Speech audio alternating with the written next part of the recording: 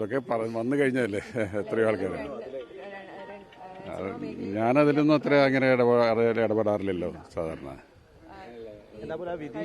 അല്ല, ആ വിധി വന്നു കഴിഞ്ഞല്ലോ. ഒരു ഒരു ഒരു ഒരു കേസ് വന്നു, ആ കേസിന് കോടതി വിധിച്ചു. ആ വിധി നമ്മളെല്ലാം കണ്ടു. അതിൽ നേരിട്ട് കുറ്റക്കാരായവരെ മുഴുവൻ ശിക്ഷിച്ചു. അത് നമ്മളതിനെ ബഹുമാനിക്കുന്നു. ആ വിധിയെ കോടതി നമ്മൾ ബഹുമാനിക്കുന്നു. അതിനപ്പുറത്തൊന്നും അതൊന്നും നമ്മുടെ വിഷയമല്ല. അല്ല, നമുക്കിനിയും നീതി ലഭിച്ചു എന്നിപ്പോൾ ഞാൻ ശരിക്കും പറഞ്ഞാൽ കോടതിയിൽ വിശ്വസിക്കുന്ന ഒരാളാണ്. കാരണം ഒരുപാട് തെളിവുകളും സാക്ഷികളും അല്ലെങ്കിൽ രേഖകളൊക്കെ പരിശോധിച്ചിട്ടാണ് കോടതി ഒരു വിധി പറഞ്ഞിട്ടുള്ളത്. അത് തെറ്റാണെന്ന് പറയാനായിട്ട് നമ്മളല്ല. എനിക്ക് അറിയാവുന്നത് കോടതിക്ക് അപ്പുറത്ത് എനിക്കൊന്നും അറിയില്ല. അപ്പോൾ കോടതിയിൽ എനിക്ക് പൂർണ്ണ വിശ്വാസമുണ്ട്.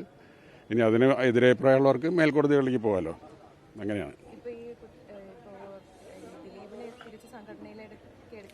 അതൊക്കെ വേറെ വിഷയങ്ങളല്ലേ, അതൊന്നും നമ്മളിപ്പോൾ പറയേണ്ട കാര്യങ്ങളല്ല. ഇപ്പോൾ ദിലീപ് തെറ്റുകാരനല്ല എന്ന് കോടതി പറഞ്ഞിട്ടുണ്ടെങ്കിൽ അത് കോടതിയുടെ ബോധ്യം, കോടതിയുടെ അറിവാണ്. അപ്പോൾ നമ്മുടെ നാട്ടിൽ ജീവിക്കുന്നൊരു പൗരൻ എന്നുള്ള നിലയിൽ എനിക്ക് കോടതിയിൽ വിശ്വാസമുണ്ട്, കോടതിയിൽ ബഹുമാനമുണ്ട്.